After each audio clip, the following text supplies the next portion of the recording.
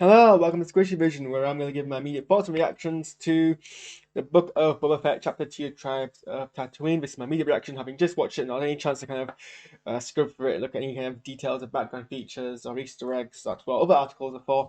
Here's just my own personal reaction. Um, so yeah, I mean, we're continuing this kind of parallel storyline of Boba Fett now, post Mandalorian, and Boba Fett pre Mandalorian, although it seems like we're coming very much to the end of that quite quickly. Um, so I guess we need, I mean, and these stories were in parallel, but I guess we can take them as kind of one and the other. Um, so they interrogate this assassin who's apparently a very high brand assassin, although Fennec thinks that's just a brand thing and really we're not any better than any other assassin. And he's been very tight-lipped, refusing to give any kind of information, any kind of detail, not telling him anything, even on pain of death.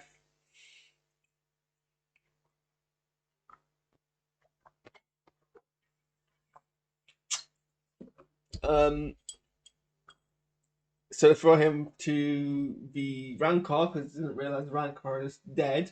And apparently that's enough to kind of loosen his lips. Not entirely sure why. He seems fairly fine with his head being beheaded. And I realized being eaten and being beheaded are two different forms of death. And hey, I mean, on my list of ways I'm going to die, being eaten is fairly low for several reasons. One, I think it's going to be fairly painful, fairly slow, fairly dignified. I like the idea that I die because I get reduced to the food. It seems very kind of demeaning, and I don't feel very high about myself, but I feel higher than food. Is my point. That being said, the Rancor's kind of huge, and from memory, I might be wrong, doesn't really play with their food so much. It's more a case of grab, munch, you're dead. That seems a fairly quick way to go. Like, probably as quick as being beheaded. And even if it's not as quick, I mean, it is. Maybe you're so alive as you're being chewed. Then there's fairly, that's still like, fairly standard form of torture. Slow, long, bone cracking pain. So if that's an all it takes to loosen the lips of these assassins, and I think Fennec's right, but not really, that, you know, all that good. Maybe that's the point. But it seems like we would have squealed earlier. Um, no offense to the Gamorreans. So yeah, he reveals that the mayor sent them, so we finally get to see the mayor. After the kind of last week's interesting thing, and I love the kind of mayor's assistant as a character. I think he's hilarious, especially in this episode. He kind of comes along and is still to be very very polite. And they go and meet the mayor, and the mayor's like, well, the mayor first executes the assassin. He's like, they're not allowed to operate outside hut space, so thanks for bringing him to us. And you're basically treating Boba like a bounty hunter. He's being very weird with Boba. He first pretends to know who Boba is, then he clearly knows who Boba is because he's like, well, your history is a bounty hunter, so I'm assuming your history is a bounty hunter, so I'm assuming you're bringing the assassin to us as bounty because the assassin isn't allowed to operate outside hut space. I'm not entirely sure what that means because are they in hut space and Tatooine in hut space? Even if Jabba's dead, as we'll see later on, the Hutt still lay claim to Tatooine. So isn't Tatooine Hutt space? Like, isn't it historically one of the, well, not historically, but like famously Hutt space territory? I guess not. Or I get whatever. It's weird. Like, I didn't really understand what the kind of implication there was, but he kills the assassin nonetheless. So it's not entirely sure. I think he basically says, I didn't send the assassin. So ask yourself who did, and I'm not entirely sure if I meant to believe him or not at this stage. I mean, every kind of form of evidence would seem to imply, like, everything up to this point seems to imply he's lying. Like his whole, "Who are you? Oh, this assassin you brought us. Yes, thank you for the bounty."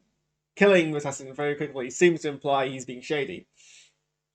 But the framing of the episode and the way that Boba pauses and the way Boba kind of reacts after he asks him that question and then follows his advice seems to push us to want to believe him. So I'm quite confused about the mixed messages in terms of film language there. But yeah, they kind of get an introduction, and also like Boba's like, as the kind of crime lord of Tatooine, the mayor's basically my kind of puppet, and you sit. When I let you sit, he's like, yeah, that's perfectly fine. That's the region I'm used to. I serve at your leisure, because I think that's how Americans say it.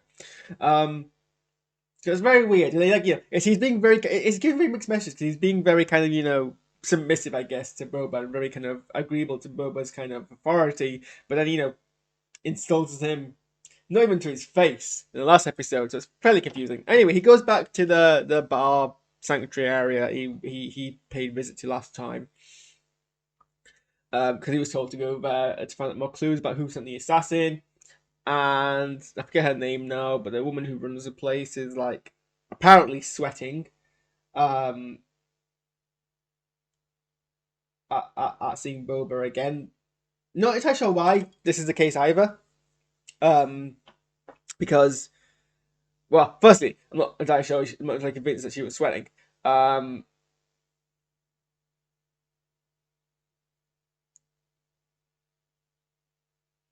might be a makeup thing, but it didn't really make it obvious that she was sweating. Maybe that's just Boba trying to, make her more nervous.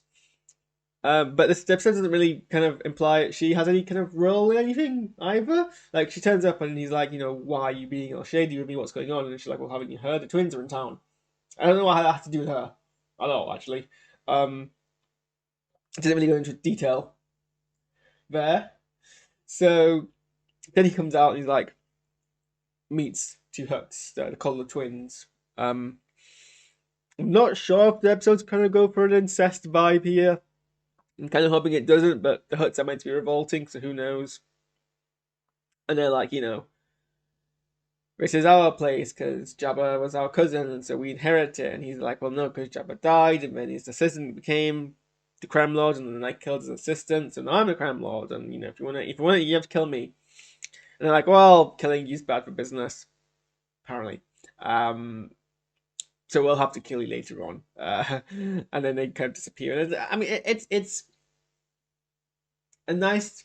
Again, though, it's kind of a tense scene, but it's not tense enough. There's a lot of like threatening, but no one seems to want to kind of commit to it, and I'm not entirely sure if that's because they're trying to scope each other out. Maybe that's what it is. They're kind of trying to scope each other out. So, I mean, we're still in setup, so I guess it's fine. There's also a very cool Wookiee gladiator character who actually I think is kind of badass in design. But yeah, kind of there's a lot of like what's the term? Peacock feather ruffling each other kind of displays, and apparently you need permission to kill the Hutts. Did Leia have permission to kill Jabba? Like, what does that even mean? I guess it's kind of you need permission from the rest of the Hutt clan to kill the Hutts, otherwise they'll come after you, and that's, I guess, fair enough. But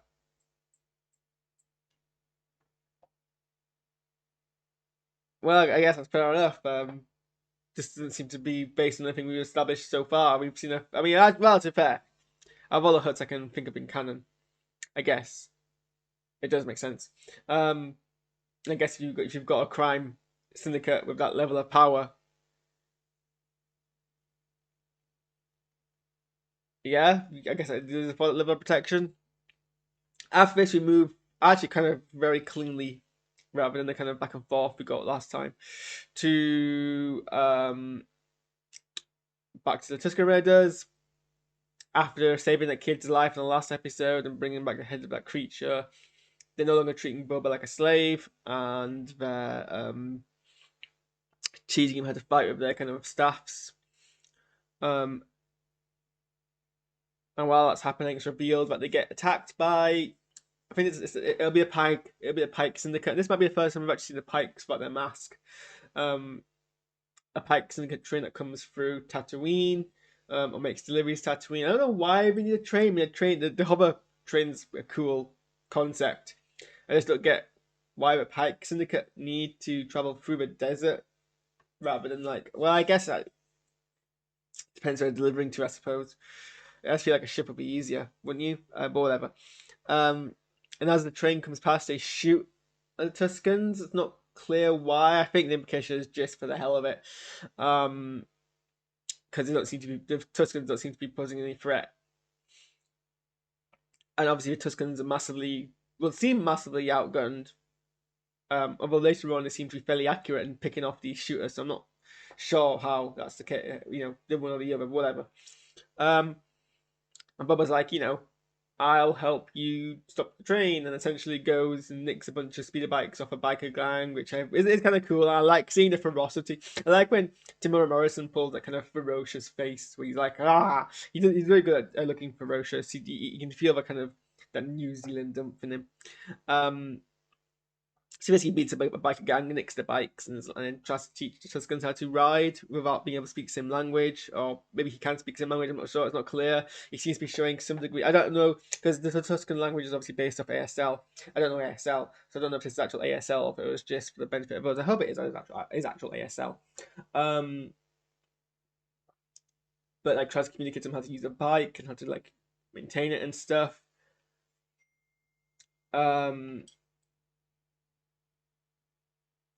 And then it comes up with a plan that seems fairly simple, to be fair. And essentially, when the train comes, this is the action piece that we get. They storm the train, and as the shooters are sniped, they basically fight them hand to hand and win, and crash the train.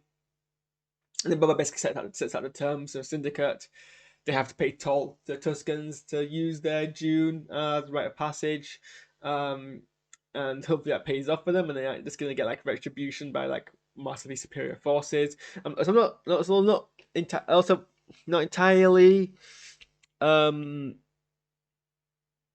It's not entirely clear if he's discussed these terms with Tuscans before, because it seemed fairly complicated. Well, not fairly complicated terms, but like Din Djarin clearly could speak Tuscan. Like he knew the hand gestures so to be able to communicate fluently.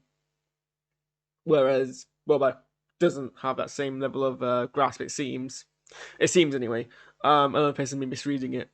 So it seems fairly complicated terms for him to be negotiating on behalf of Tuscans without getting Tuscan consent first. But I guess we have to assume they have Tuscan consent first, so Tuscans have everything prepared for them in terms of the melons, and let them walk away. So I guess that was the case. There was some concern. I saw a review mentioned last week that I share about this turning into a white savior complex. Now bear with me here, because I know what the objection is. A white savior complex, because there's a couple of Western stories where an outsider, a light-skinned outsider, joins a native clan and becomes a leader through kind of basically being a good member of the clan and gets like promoted up. And obviously that shouldn't happen here. I guess it's a bit less binary, because the Tuscans are coded as kind of native. They were originally coded as native savages, and now they're being coded as a much more kind of positive portrayal of indigenous groups of people. And Tamura Morrison is, unless I'm horrifically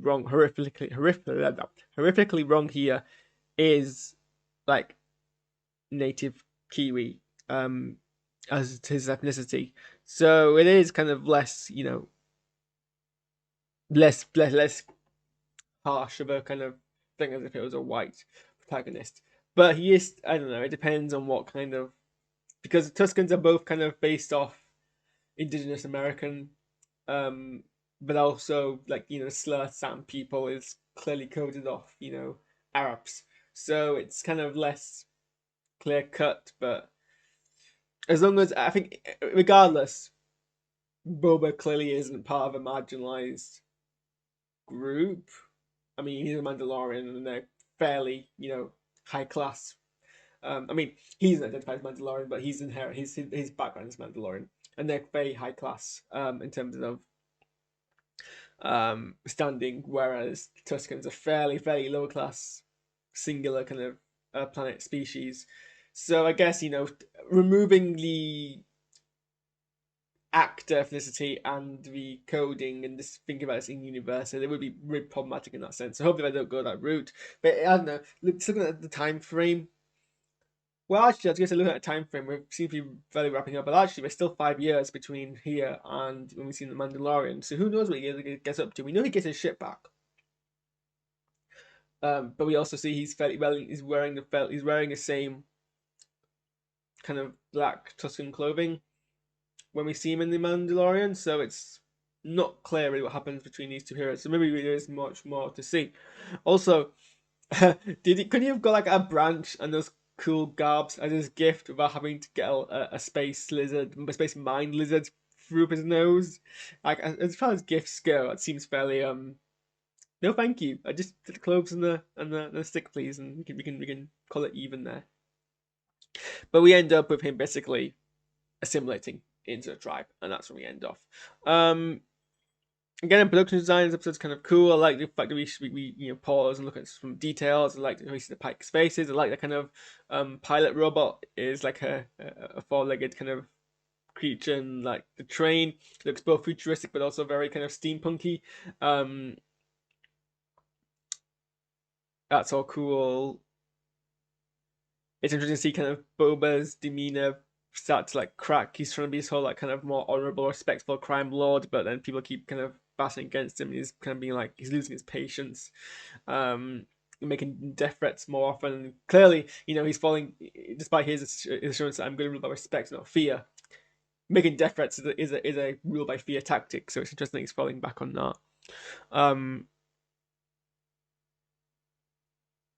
I think the Hutts look great in terms of CGI, creatures. I'm not sure who voices them. And yeah, those are my immediate thoughts and reactions. Let me know what you think, and and I will see you guys, I think, next week, unless I get a chance to watch Encanto before then. I have a bunch of things I need to catch up on, so but yeah, thanks for watching, and I'll see you guys next time.